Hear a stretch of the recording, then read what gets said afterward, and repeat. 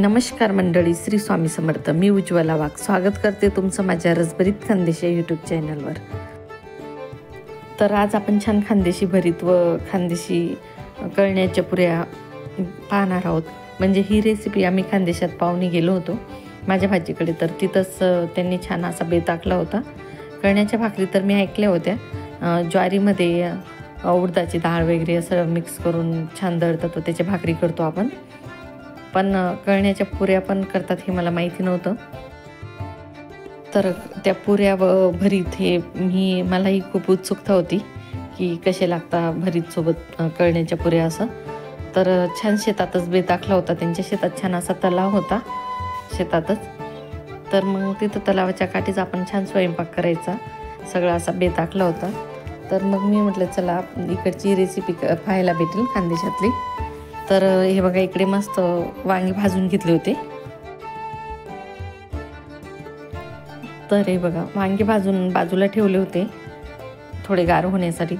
तर इकडे थोडा जाळ कमी झाला होता, तर हिरव्या मिरच्या पण भाजून घेतल्या होत्या, कारण भरतात ठेचा टाकतात म्हणून.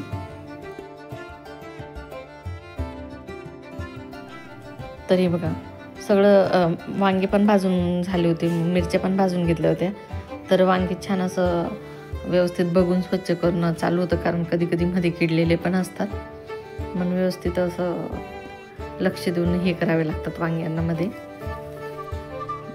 आणि थोडे काळे जास्त झाले होते जाळामुळे, तर व्यवस्थित स्वच्छ करून घेतले होते.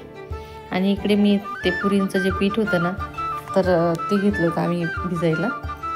तर ज्वारीमध्ये उडदाची डाळ मीठ वगैरे टाकून दळून आणलं होतं. वरून फक्त जिरे पावडर व थोडंसं मीठ टाकून घेतलं होतं. व ते भाकरीसारखीच कणिक झाली होती त्याची. तर छान मळून घेतलं व नंतर छोट्या छोट्या पुऱ्या लाटून घेतल्या होत्या. तर छान अशा फुलून येत होत्या पुऱ्या पण. तर एवढ्या साईडला छान असा खाली तलाव होता व इकडे पूर्ण असं शेत. तर 3-3.5 तास गेले आमचे स्वयंपाकात. तर काही कळलंच नाही, कारण शेतात सगळेजण होते, कोणी काय करत होतं तर कोणी काय. आणि संध्याकाळ पण होत आली होती, म्हणून थोडं आम्हाला फास्ट करावं लागतं. तरी बघा, सगळे मुलं वगैरे सगळे मोठे छान इथं मस्त बसले होते. आणि ताईंनी इकडे पुऱ्या तळून घेतल्या होत्या, कारण आम्हाला नाही बसू दिलं, वारा पण खूप होता आणि शेतात खूप मोकळं वातावरण असतं म्हणून. तर त्या स्वतःच बसल्या, त्यांना अशी प्रॅक्टिस पण आहे, तर छान करत होते त्या. ते बघा किती छान अशा टम फुगत होते त्या पुऱ्या.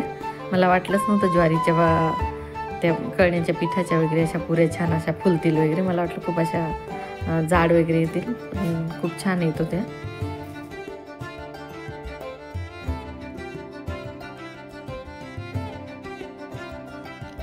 तर इकडे पुऱ्या सगळ्याच तळल्या गेल्या होत्या, छान टम फुगल्या होत्या. तर मी एका साईडला कढईला हे माती लावायला घेतली, ओली माती करून, कारण चुलीवरचं खूप काळे होऊन जातं भांडे म्हणून.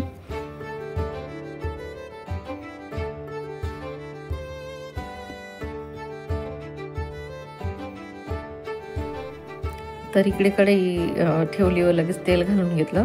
आणि खूप असं जाळ पटपट लागत होता, लगेच चुलीवरती लगेच तापतं. तर लगेच कांदे टाकून घेतले होते. कांद्यांना छान असं ब्राऊन कलर येईपर्यंत परतवून घेतले होते. आणि खूप भारी वाटत होतं शेतात स्वयंपाक करताना पण. लगेच शेंगदाणे घालून घेतले, एक वस्तू आम्ही टाकत होतो.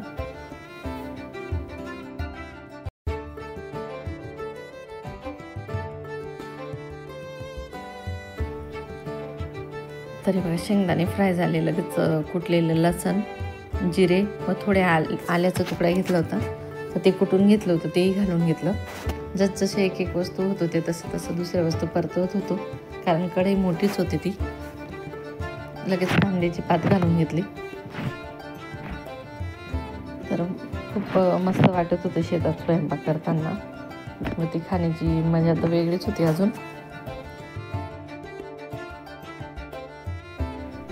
तर कांद्याची पात थोडी परतवली, लगेच म्हणजे मिरचींचा ठेचा घालून घेतला व कोथिंबीर घालून घेतली होती. शेवटी वाटाणे व टोमॅटो ठेवले होते, कारण वाटाणे कवळे होते. तर एका साईडला थोडं तेल बाजूला घेतलं. कढई खूप मोठी होती कढई, म्हणून व्यवस्थित होत होतं. तर 2-3 मिनटं वाटाणे फ्राय होऊ दिले आणि लगेचच त्याच्यात शेवटी टोमॅटो टाकले होते.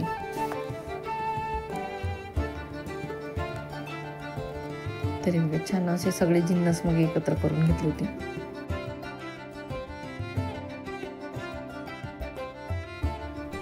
वाटाणे झाल्यानंतर लगेच कढीपत्ता टाकून घेतला. त्याला पण छान फ्राय होऊ दिलं होतं आणि त्याचाही असा शेतातलाच कढीपत्ता होता कोवळा छान, तर सुगंध खूप भारी येत होता त्याचा. व शेवटी टोमॅटो घालून छान भरीत परतवून घेतलं. त्याच्यात तुम्ही हळद घालायची असली तर घाला किंवा नका घालू, तर आम्ही नव्हती घातली. व शेवटी मीठ घालून छान भरीत घातल्यावर एकजीव करून घेतलं होतं वांगे घालून. तर खूप भारी झाली होती पुऱ्या व वांग्याचं भरीत, त्यासोबत हिरवी कांद्याची पात शेतातलीच. तर खूपच भारी झाला होता हा पाहुणचार खानदेशातला. तर मला तर खूप आवडला. तर तुम्हाला कशी वाटली ही रेसिपी नक्की कमेंट्समध्ये टाका, लाईक शेअर करा. व तुम्ही अजूनही माझ्या रसभरीत खानदेशी यूट्यूब चॅनलला सबस्क्राईब केलं नसेल तर नक्की करून घ्या. धन्यवाद.